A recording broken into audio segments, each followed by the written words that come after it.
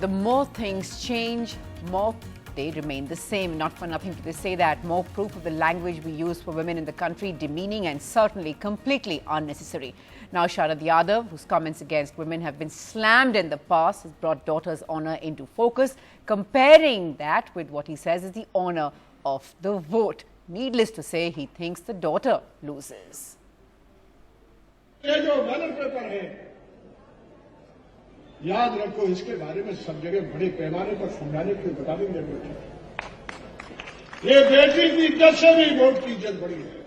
बेटी की इज्जत जाएगी तो गांव मोहल्ले की इज्जत जाएगी, और वोट एक बार बिक गया, एक बार गड़बड़ हो गया तो इलाके की, देश की, सूबे की इज्जत और आबरू और आने वाला सपना पूरा नहीं हो सकता। Right, and of course, there's been a fair amount of outrage over those remarks. Mr. Sharad Yadav, of course, not new to any controversy, especially when it concerns language used by him for women. But he has since clarified this. Listen into what he has to say. Sir, आप यही कह रहे हैं कि इसमें ऐसा आपने कुछ गलत नहीं कहा? नहीं, बिल्कुल ही गलत नहीं है। बात यह ना कि वोट और बेटी की दोनों की जिस तरह मोहब्बत से, प्रेम से इज्जत करते हैं, जैसे बेटी से प्यार करते हैं, मोहब्बत करते हैं, उसी तरह वोट से भी उतना ही लगाव रखना चाहिए। तब समाज अच्छा बनेगा, तब देश अच्छा बनेगा, तब सरकार अच्छी बनेगी। जो लोग भी इसको जिस गलत संदर्भ में लगा रहे हैं, वो ठीक बात नहीं है। Right, and of course, the party also says that he has been wrongly interpreted. But like I said, it's not the first time that Mr. Yadav finds himself in a controversy around language used for women. Though, of course, there is a lot of outrage on how a daughter's honour, A, need not be dragged into this conversation, and B, why it comes second place to the honour of a vote.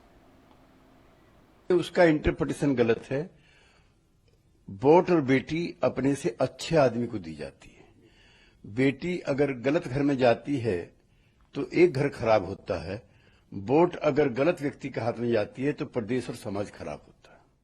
दरअसल शरद यादव जी एक बहुत ही परिपक्व राजनीतिक नेता है, लेकिन वो कभी कभी इस तरह के बयान दे देते हैं जिन बयानों से महिलाओं और लड़कियों के प्रति उनकी कुछ, अब दुर्भावना तो बहुत बड़ा शब्द है, लेकिन उनकी एक गलत समझ झलकती है।